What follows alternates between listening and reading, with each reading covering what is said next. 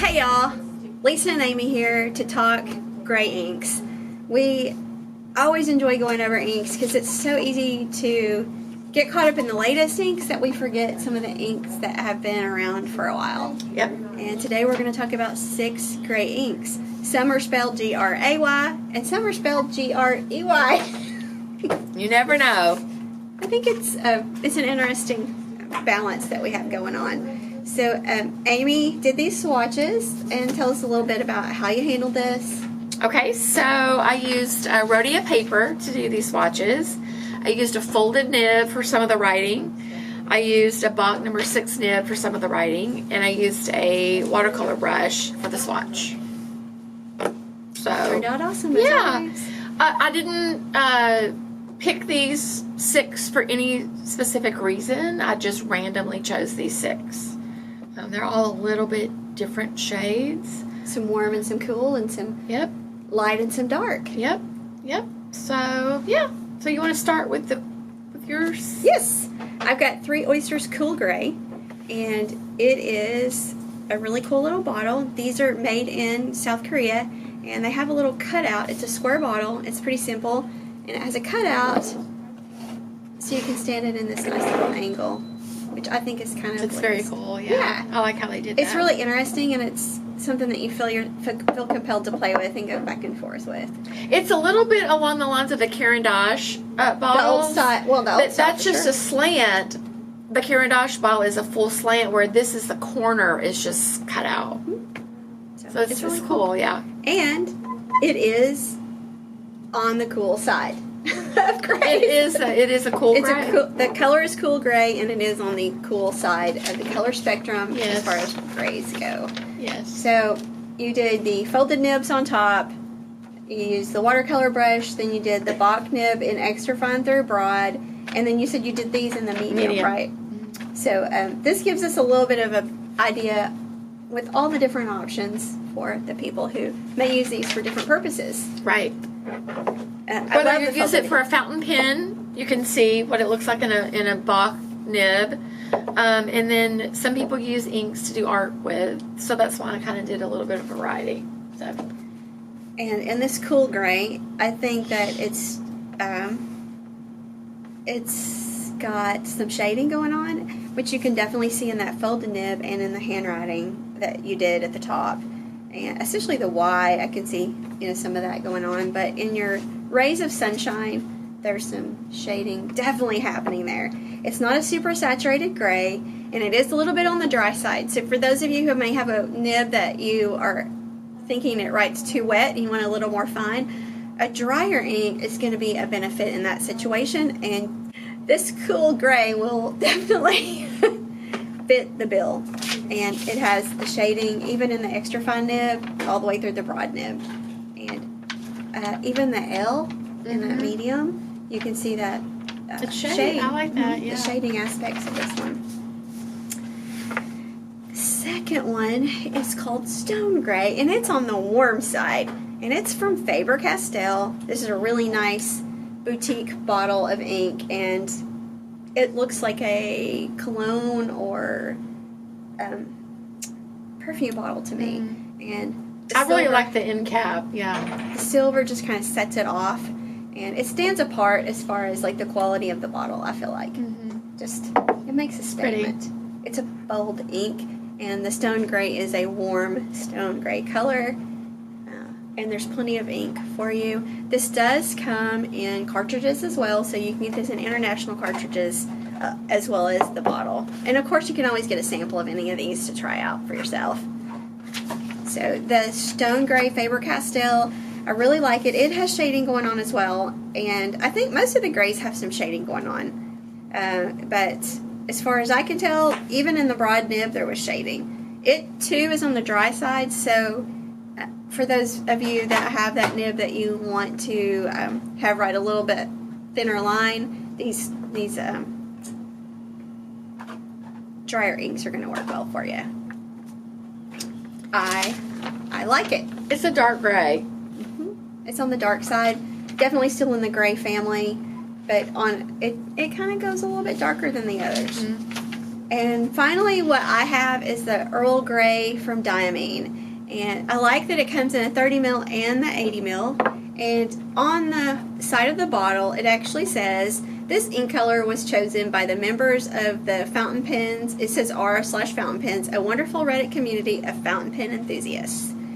If you aren't a part of the community, join in. And then it tells you how to join in. That's cool. They did that. I know. I like it. It's an added bonus. It is in the box cap on the 80 mil ink. So they want to make sure that you know that this was chosen by a group of people. That they now have another color that's come out, but this was the first time they did that. It's very popular. It is. We sell out of this pretty quickly at shows and at the store and online as well. And it's a cool gray and on the cooler side of the inks. And of these, it's going to be a moderately wet and saturated gray. Even though it has some shading going on, I would consider it more saturated than the other two I'm looking at. And it's a little more purple leaning. Like if you're just looking at the Earl Grey by itself, you would just think gray. But then you look at it Next with to the these. others and it looks a little more purple, which I love. So it has shading going on. And it's moderately wet, or I'd call it a well-balanced ink. So it goes well in every pen, whether dry or wet. And it's just a really nice, cool side of gray. It's a good one. Out of these three, what's your favorite? Earl Grey is my favorite out of those three. Which is yours? Stone gray. Faber-Castell stone gray. Really? Okay. I'm going to go warm. Okay. I like that it has a little bit of shading. So I do lean more towards cool grays, even in other mediums, art mediums, other like brush pens and Products. Other. Why don't we give up and move on? Okay, your favorite is Earl Grey. Yes. Out of these three, my favorite is Earl Grey. Yes. Sorry, this is funny. Yes, this is our normal day, just so you know. The store is open, so you will hear things and see people going past us, such as Mike. But we are open for business, just keep that in mind. We've chosen our favorites out of these three, so why don't you comment below what your favorite is, and tell us also what you'd like to see next. She's going to go ahead and do 3 more grays, but there are so many grays to choose from, so many blues to choose from. Yeah. Sometimes we struggle even choosing inks to review. Well, we started doing these videos last year, and they were really fun, and people seemed to like them, and then We got busy. it got busy, and so we never had time to Holidays do this happened, anymore. then we all got sick. We took turns getting sick. Yep. And So now we're back to them, and so I really enjoy doing these. I do too, and it reminds me of what I like and don't like, and also helps me and helps you too when we help customers in the store. Sometimes they have an idea of what they want, and this keeps us refreshed. And sometimes we'll even pull all these old swatches out, which we did earlier today for someone, and helped them choose an ink for their new pen. Yes. So, all right. So moving on with the grays.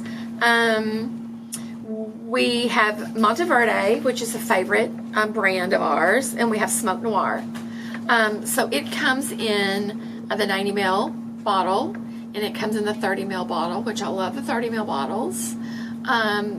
Even though it's a small bottle, they do have a wide opening, so that's nice. And it's deep enough that even your larger pens can get in there. Yep. So Smoke Noir is a favorite of ours. We talk about it quite often. It shades really nicely, that you can see in the Bach nib here. It shades really nice. It is almost what I would consider a light black. I don't know. It does say Smoke Noir though, so it does consider itself like they considered it on that. Yeah. With the noir in there, because it is part of the noir series.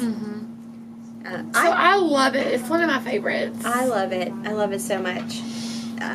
It's on the not warm sheeny, side. but it's shiny. Okay, so let's talk about that. So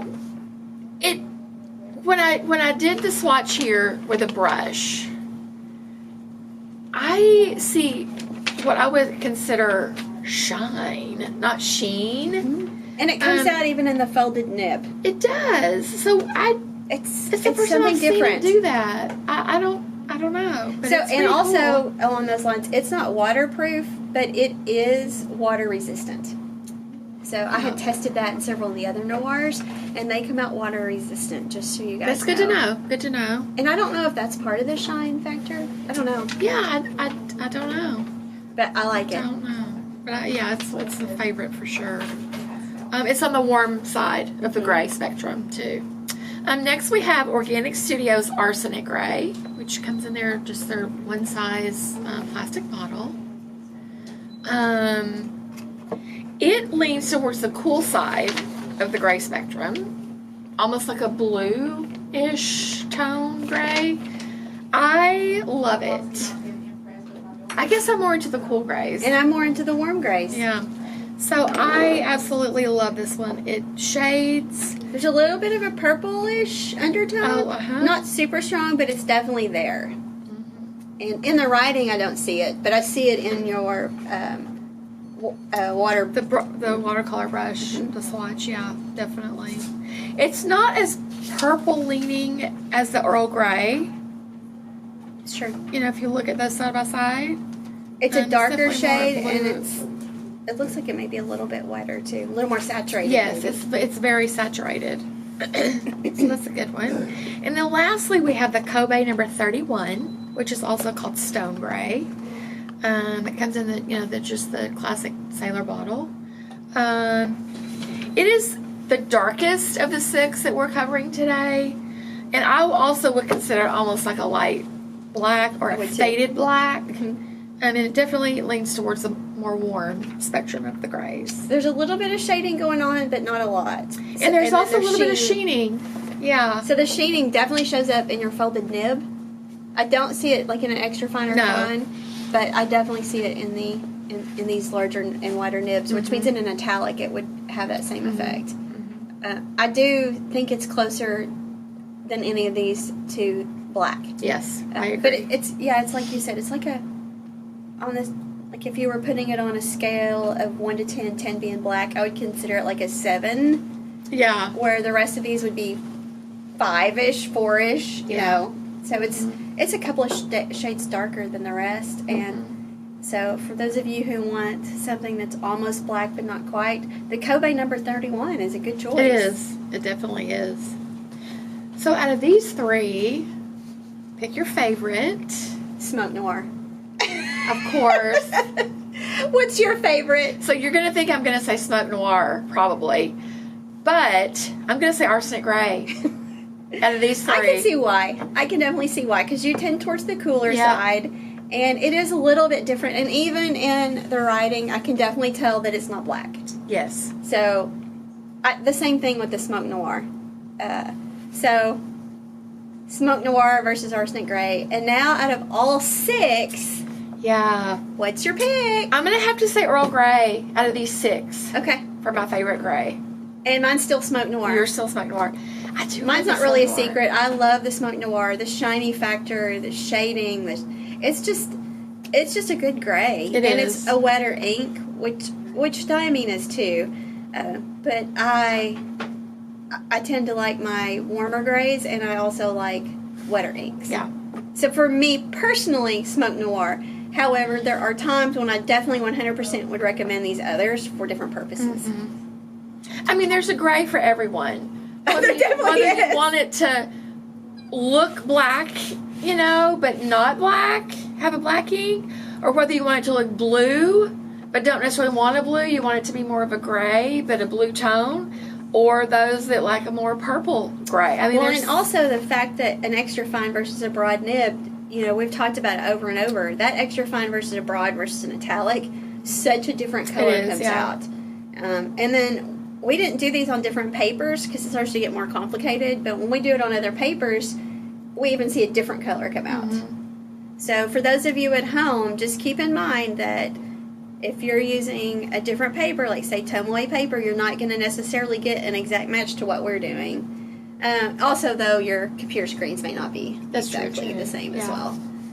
But you should just come by the store. Yeah, just come hang out with us, find us at a show, But we have told you our picks, so why don't you comment below with your favorite, and we'll See you guys later when we review another ink. Bye. Bye.